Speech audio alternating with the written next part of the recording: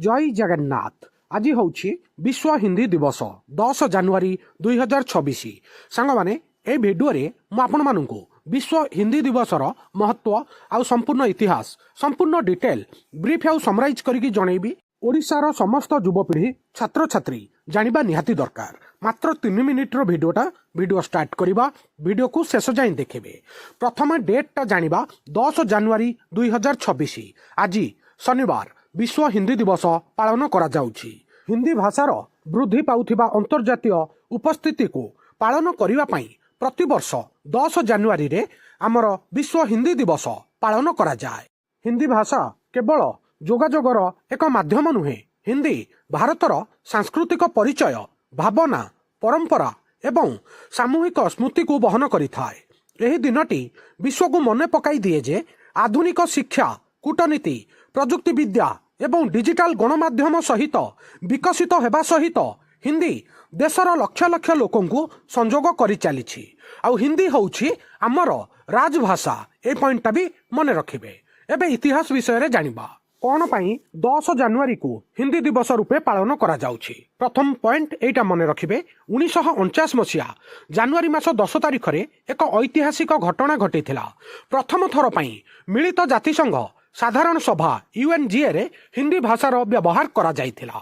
आउ 10 जानुआरी 2006 मसीहा ठारू प्रतिवर्ष आनुष्ठानिक भावे हिंदी दिवस पालन करा जाउछि।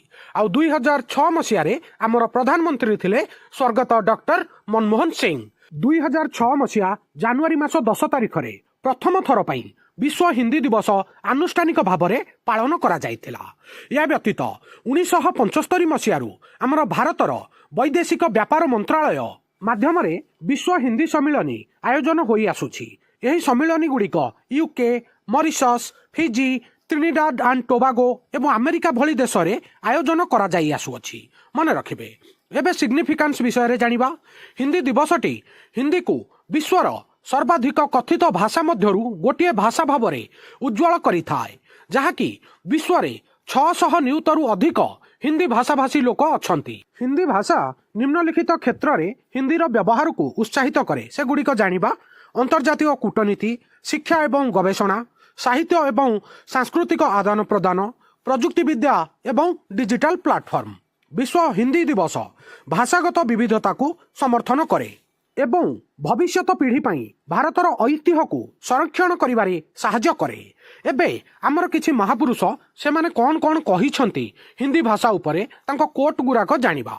मुंशी प्रेमचंद कहिछंती जे Hindi is not just a language, it is an emotion.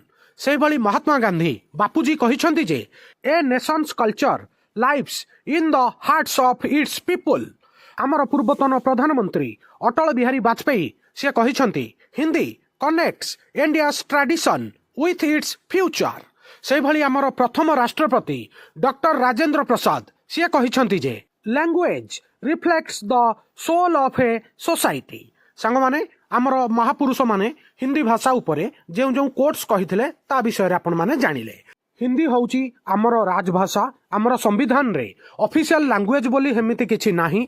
Hindi अधिकांश लोक कहूथिबारु हिंदीर देवनागरी स्क्रिप्ट को राजभाषार मर्यादा दिया जाइछि। ए पॉइंटटा मने रखिबे। सांग माने এই छोटिया भिडियो रे मु आपण माननकु करेंट अफेयर्स आ स्टैटिक जीके रो बहुत बड़ इंपोर्टेंट इवेंट विश्व हिंदी दिवस ता विषय रे संपूर्ण डिटेल ब्रीफ आउ समराइज करिके हिस्ट्री सहित जनैली।